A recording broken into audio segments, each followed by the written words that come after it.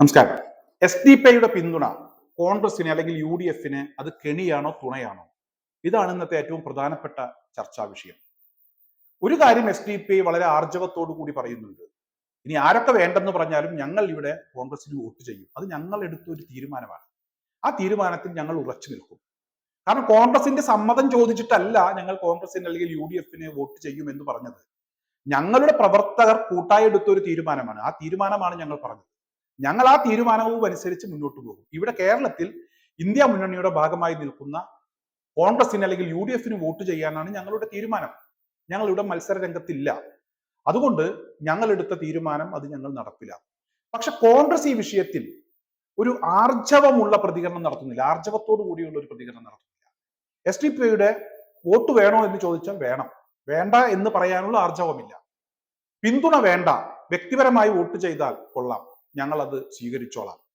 VD സതീശനും അതുപോലെ തന്നെ MM ഹസനും ഒക്കെ ഇത്തരത്തിൽ കാര്യങ്ങൾ പറയുമ്പോൾ പരസ്പരം അങ്ങോട്ടും ഇങ്ങോട്ടും ഒരു ചാഞ്ചാട്ടമുണ്ട്. അവർ രണ്ടുപേരും ഇത്തവണ മത്സര രംഗത്തില്ല. കാരണം അവർക്കൊന്നും നഷ്ടപ്പെടാനില്ല.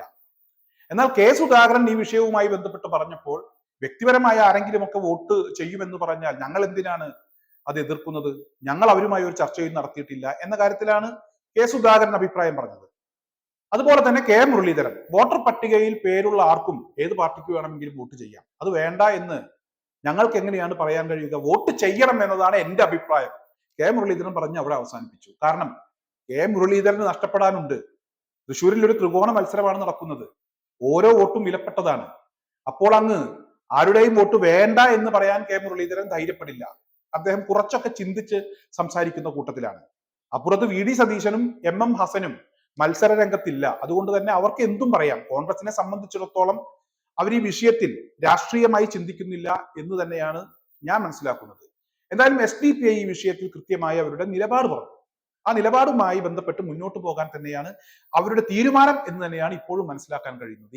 ഈ സമയം വരെ അവർ ഈ വിഷയത്തിൽ നിലപാട് മാറ്റി പറഞ്ഞിട്ടില്ല.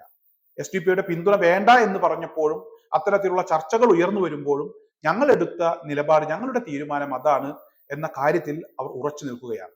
എന്തായാലും ഈ വിഷയവുമായി ബന്ധപ്പെട്ട് കാര്യങ്ങൾ സംസാരിക്കുമ്പോൾ കുറച്ചൊക്കെ കണക്കുകൂടെ പരിശോധിക്കുന്നത് നല്ലതായിരിക്കും എന്നതാണ് എൻ്റെ ഒരു അഭിപ്രായം. അതുകൊണ്ട് തന്നെ ചില മണ്ഡലങ്ങളിൽ 2014 SDP മത്സരിച്ച സമയത്ത് അവർ നേടിയ വോട്ടുകളുടെ കണക്കുകൾ ഒന്ന് പരിശോധിക്കുന്നത് എന്തുകൊണ്ടും നല്ലതായിരിക്കും എന്നതാണ് ഞാൻ മനസ്സിലാക്കുന്നത്. എന്തായാലും ആ കണക്കുകൾ ഞാൻ നിങ്ങളുടെ ശ്രദ്ധയിലേക്ക് കൊണ്ടുവരികയാണ്. അതായത് പാലക്കാട് മണ്ഡലത്തിൽ 2014 SDP മത്സരിച്ച സമയത്ത് 12,504 വോട്ടുകളാണ് SDP ലഭിച്ചത്. പൊന്നാനിയിൽ 26,640 വോട്ടുകളാണ് SDP. അതുപോലെ മലപ്പുറത്ത് 47,853 വോട്ടുകൾ SDP നേടിയിട്ടുണ്ട്. കോഴിക്കോട് 10,596 വോട്ടുകളാണ് SDP ലഭിച്ചത്. 4 മണ്ഡലത്തിലെ കണക്കുകളാണ് ഞാൻ പറഞ്ഞത്.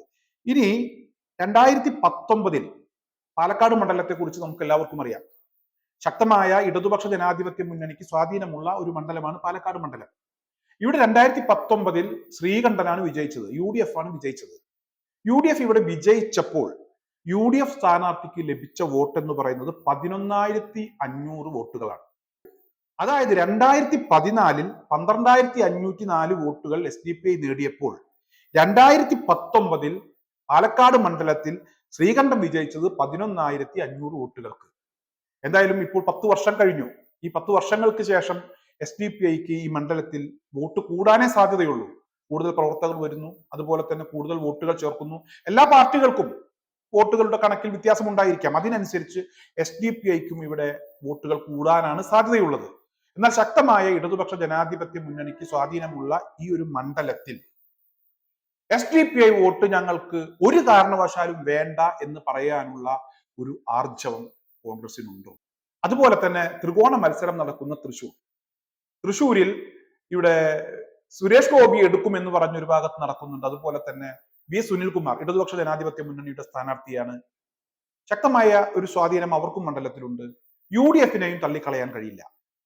ഇവിടെ ഞങ്ങൾ ഒരു കാരണവശാലും SDP വോട്ട് സ്വീകരിക്കില്ല, SDP ഞങ്ങൾ ഒരു ബന്ധവുമില്ല, ഞങ്ങൾക്ക് ആ വോട്ട് വേണ്ട എന്ന് പറയാനുള്ള ഒരു ആർജവം കോൺഗ്രസ് കാണിക്കുന്നു. അതുപോലെ തിരുവനന്തപുരത്ത് ശശി തരൂരും രാജീവ് ചന്ദ്രശേഖറും പന്ന്യൻ രവീന്ദ്രനും ഒക്കെ മത്സരിക്കുന്ന ഒരു മണ്ഡലമാണ്.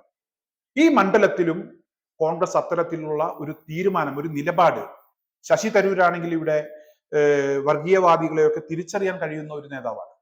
അദ്ദേഹത്തിന് ആ ഒരു മണ്ഡലവുമായി ബന്ധപ്പെട്ട് ആർജവത്തോടുകൂടി പൊതുജനങ്ങൾക്ക് വ്യക്തമാകുന്ന രീതിയിൽ അത്തരത്തിലൊരു നിലപാടെടുക്കാൻ കഴിയുന്നു?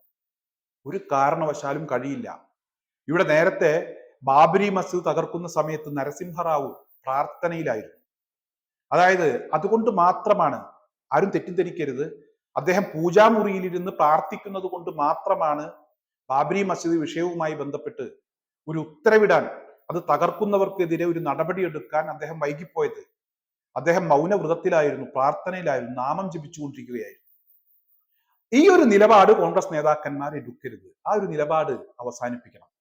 പൊതുസമൂഹത്തിന് മുന്നിൽ പരിഹാസ്യരാകുന്ന രീതിയിലുള്ള നിലപാടുകൾ എടുക്കരുത്. എന്തെങ്കിലും പറയാനുണ്ടെങ്കിൽ അത് മുഖത്ത് നോക്കി പറയാൻ തയ്യാറാകണം. എവിടെയും തൊടാതെ എന്തെങ്കിലുമൊക്കെ പറയരുത്. പറയാൻ ഉദ്ദേശിച്ച കാര്യങ്ങൾ വിഴുങ്ങുകയുമരുത്. കൃത്യമായി പറയുക. SDPIയുടെ അവരുടെ നിലപാട്, അവരുടെ തീരുമാനമാണ് പറഞ്ഞത്. കോൺഗ്രസ് ചർച്ച ചെയ്ത് ഇതാണ് UDFന്റെ തീരുമാനം, ഒരു കാരണവശാലും ഞങ്ങൾ അത് സ്വീകരിക്കില്ല, അവരുമായി ഞങ്ങൾ സഹകരിക്കില്ല, ആ വോട്ട് ഞങ്ങൾക്ക് ചെയ്യാൻ പാടില്ല എന്ന ശക്തമായ ഒരു നിലപാട് സ്വീകരിക്കാൻ തയ്യാറാകണം. അല്ലാതെ എവിടെയും തൊടാതെ സംസാരിക്കരുത്. കാരണം അങ്ങനെ സംസാരിക്കുകയാണെങ്കിൽ, നിങ്ങൾക്ക് ആർജവമുണ്ടെങ്കിൽ മിനിമം 2 or 3 മണ്ഡലങ്ങളിലെങ്കിലും നിങ്ങൾ നിങ്ങളുടെ നിലപാട് വ്യക്തമാക്കണം. ഇവിടെ ഇടതുപക്ഷം വിജയിച്ചാലും UDF വിജയിച്ചാലും ഇന്ത്യ മുന്നണിക്കൊപ്പമാണ് നിൽക്കാൻ പോകുന്നത്. അതുകൊണ്ട് തന്നെ ആര് വിജയിച്ചാലും പ്രശ്നമൊന്നുമില്ല. BJP തൽക്കാലം വിജയിക്കാനും പോകുന്നില്ല. അതുകൊണ്ട് കോൺഗ്രസ് പറയാൻ എന്തെങ്കിലും ഉണ്ടെങ്കിൽ അത് നേരത്തെ പറയണം. ഇനി തിരഞ്ഞെടുപ്പ് കഴിഞ്ഞിട്ട് മറ്റൊന്ന് ഇപ്പോൾ വ്യക്തിപരമായി സ്വീകരിക്കാമെന്ന് പറയുന്നു. തിരഞ്ഞെടുപ്പ് കഴിഞ്ഞിട്ട് ഞങ്ങൾ അങ്ങനെ പറഞ്ഞിട്ടേ ഇല്ല എന്ന് മാറ്റി പറയാനൊന്നും നിൽക്കണ്ട. പറയാനുണ്ടെങ്കിൽ അത് മുഖത്ത് നോക്കി പറയുക എന്നതാണ് ഈ ഒരു അവസരത്തിൽ എനിക്ക് കോൺഗ്രസ് നേതാക്കന്മാരോട്